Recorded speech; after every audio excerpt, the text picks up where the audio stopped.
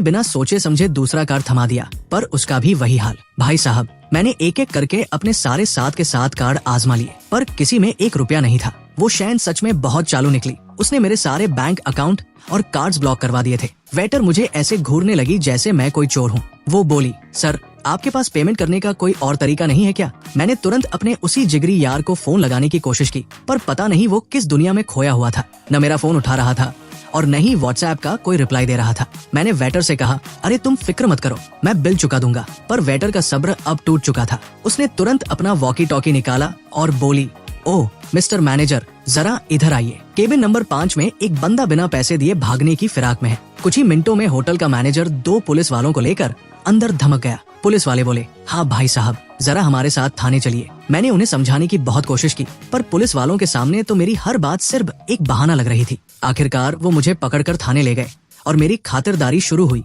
यानी डायरी में नाम पता लिखा जाने लगा। तभी मेरे दोस्त का फोन आया। मैंने उसे सब बताया और 20 मिनट बाद वो हांफते हुए थाने पहुंचा। बिल के पैसे भरे और तब जाकर मेरी जान में जान आई। सोचो यार, मैं पूरे शिव ग्रुप का इकलौता वारिस और एक मामूली होटल का बिल न चुका पाने के चक्कर में मुझे पुलिस थाने की हवा खानी पड़ी। ये बात अगर मार्केट में फैल गई तो लोग हंसते हंसते पागल हो जाएंगे। मेरा सपना तो बस इतना था कि एक अच्छा पति बनूं और अपनी बीवी को, जिसे बिजनेस वुमन बनने का बड़ा शौक था, पूरा सपोर्ट करूं। पर मुझे क्या पता था कि जिस शैन को मैंने खुद अपने हाथों से आसमान की बुलंदियों पर बिठाया, वो ऊपर पहुंचते ही सबसे पहले मेरी ही गर्दन नापेगी। जब मैं वापस घर पहुंचा तो दरवाजे पर ही एक मर्दानी चमड़े के जूते की जोड़ी दिखाई दी। ये वही जूते थे जो आज ऑफिस में लियू शिंग ने पहन रखे थे। शैन ने जैसे ही मेरे आने की आहट सुनी, वो बेडरूम से बाहर आई और हमारी नजरें मिली। मैंने उससे एक शब्द नहीं कहा, सीधा बेडरूम की तरफ लपका। अंदर का नजारा देखकर तो मेरा खून खौल गया। वो साला लियू शिंग बिना शर्ट के सिर्फ शैन का नाइट पैंट पहने खड़ा था।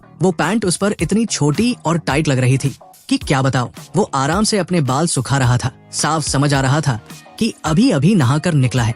वाह भाई शैन, यहाँ तुम्हारा पति मुसीबत में फंसने ही वाला था और तुम अपने ऐशोआराम के लिए अपने असिस्टेंट को घर लाकर नहला रही हो। मैंने तंज कसते हुए कहा, वाह शैन, तुम तो कमाल हो यार। वो तुरंत बात काटने लगी, देखो तुम जैसा सोच रहे हो वैसा कुछ नहीं है। लियू शिंग के कपड़े गंदे हो गए थे और ये होटल हमारे घर के पास ही था, इसलिए मैं इसे यहाँ ले आई ताकि ये नहाकर कपड़े बदल सके। वो ये बात इतने हक से बोल रही थी जैसे गुनाह मैंने किया हो और वो बिल्कुल पाकसाब हो। मैंने कहा, अच्छा तुम्हें तो बहुत सफाई की बीमारी थी ना, हमारे कपड़े तक तुम अलग वॉशिंग मशीन में धोती हो और आज ये तुम्हारे कपड़े पहनकर घूम रहा है। मतलब तुम्हारी ये सफाई वाली नौटंकी सिर्फ मेरे लिए थी क्या? तभी वो चमचा लियू शिंग फिर से अपनी झूठी और मासूम शक्ल बनाकर बीच में कूद पड़ा। सर आप गलत समझ रहे हैं। मैम ने कहा कि ये पैंट वो मुझे गिफ्ट कर रही है क्योंकि वो इसे अब खुद कभी नहीं पहनेंगी। मेरा दिमाग घूम गया।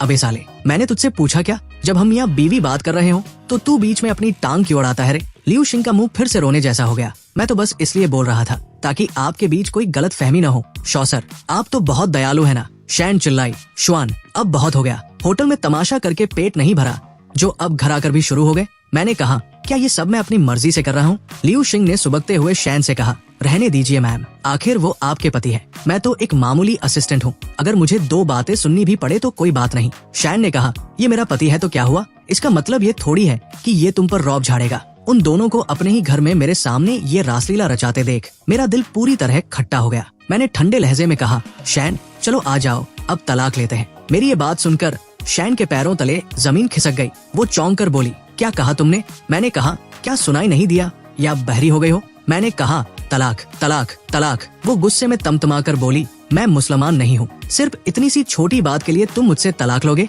मैंने कहा, तुम्हें ये छोटी बात लगती है? मैं अपनी बीवी को किसी दूसरे मर्द की सेवा करते नहीं देख सकता। मुझे अब इस रिश्ते से घिन आती है। वो चिल्लाई, ठीक है तुम्हें तलाक चाहिए ना, तो याद रखना तुम्हें इस घर और मेरी फूटी कौड़ी से एक चवन्नी नहीं मिलेगी। तुम इसी वक्त खाली हाथ इस घर से बाहर निकलोगे। मेरे पैसों और इस आलीशान बंगले के बिना तुम सड़कों पर भीख मांगोगे, याद रखना। उसने उसी गुस्से में तुरंत अपने वकील को फोन घुमाया और तलाक के कागजात तैयार करने को कहा। कुछ ही देर में कोट पैंट पहने वकील साहब तलाक के पेपर लेकर हाजिर हो गए। मैंने बिना एक पल गवाए सीधे अपने दस्तखत ठोक दिए। मुझे साइन करते देख शैन ने भी बिना सोचे समझे अपने साइन कर दिए। ये देखकर लियू शिंग के चेहरे पर एक कमीनी मुस्कान आ गई जिसे वो छुपाने की नाकाम कोशिश कर रहा था। वो लड़का मेरे पास आकर तंज कसने लगा, शौस साहब अब जब आपका मैम से तलाक हो गया है तो डर इस बात का है कि आपको 2 वक्त की रोटी नसीब होगी या नहीं। मैंने उसकी तरफ उंगली उठाई, तू चुपचाप इस घर से दफा हो जा। वो सीना चौड़ा करके बोला, मैं क्यों जाऊँ भाई? जब मैम ने मुझे नहीं निकाला तो तुम कौन होते हो?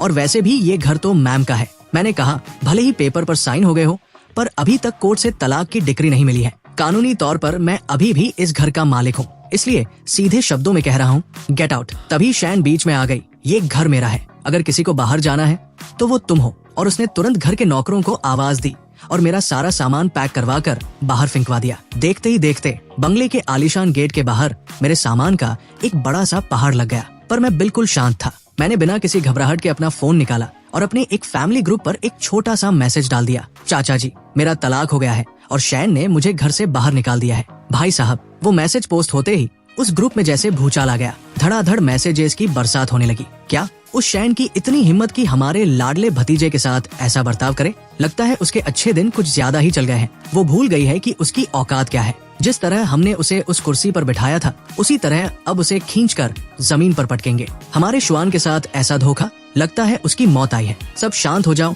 और सीधे एक्शन में लग जाओ। तभी लियू शिंग घर के दरवाजे पर आकर मुझसे मजे लेने लगा। अरे शॉ साहब, अभी तक गए नहीं? क्या हुआ? इस आलीशान महल को छोड़कर जाने का मन नहीं कर रहा? वैसे सही भी है। अब बाहर निकलने के बाद इस आलीशान बंगले को अंदर से देखना तो दूर, बाहर से एक झलक देखना भी नसीब नहीं होगा आपको। वो अभी अपनी इस घटिया खुशी का मजा ले ही रहा था कि अचानक दूर से कोर्ट और जांच एजेंसी की गाड़ियां हूटर बजाती हुई इसी तरफ आती दिखाई दी। गाड़ियों को सीधे बंगले के सामने आकर रुकते देख शैन और लियू शिंग दोनों के चेहरे का रंग उड़ गया। गाड़ी से उतरे अफसरों ने सीधे कहा, हम कानून के दायरे में इस पूरे बंगले को सील कर रहे हैं। इसके अंदर से एक भी सामान बाहर नहीं जाएगा। और उन्होंने तुरंत मेन गेट पर सरकारी सील की पट्टी चिपका दी। शैन अफसरों के सामने आकर रास्ता रोकते हुए चिल्लाई, आपकी हिम्मत कैसे हुई मेरे घर को सील करने की? आपको यह हक किसने दिया? तभी एक बड़े अफसर ने आगे बढ़कर अपना आई कार्ड और कोर्ट का वारंट उसके चेहरे के सामने लहराया। ये हमारा सरकारी आदेश है। हमारे पास शिकायत आई है कि आपने अपने पद का गलत इस्तेमाल करके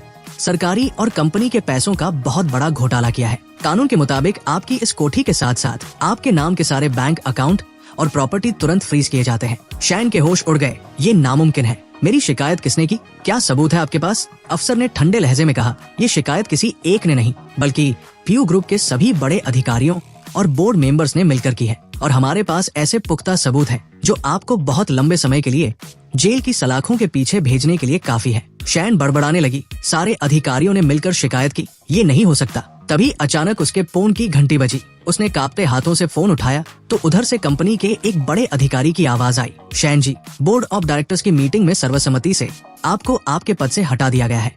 आप तुरंत प्रभाव से सस्पेंड की जाती है। शैन चिल्लाई, क्या बकवास है? वो मुझे कैसे निकाल सकते हैं?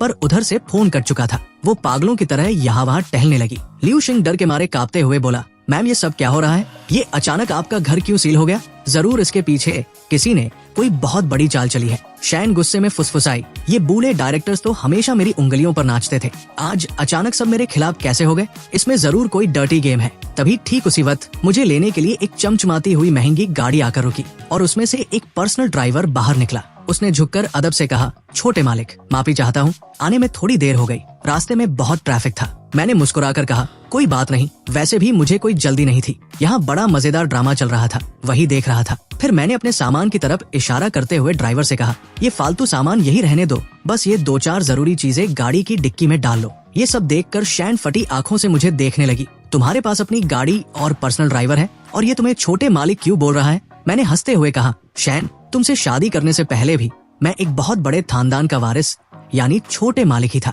तुम्हें क्या लगा था मेरे पिता ने इस कंपनी की कमान तुम्हारे हाथों में क्या सौंपी? तुम खुद को फ्यू ग्रुप की असली मालकिन समझ बैठे। अरे भोली लड़की, फ्यू ग्रुप का असली मालिक आज भी शॉ परिवार ही है।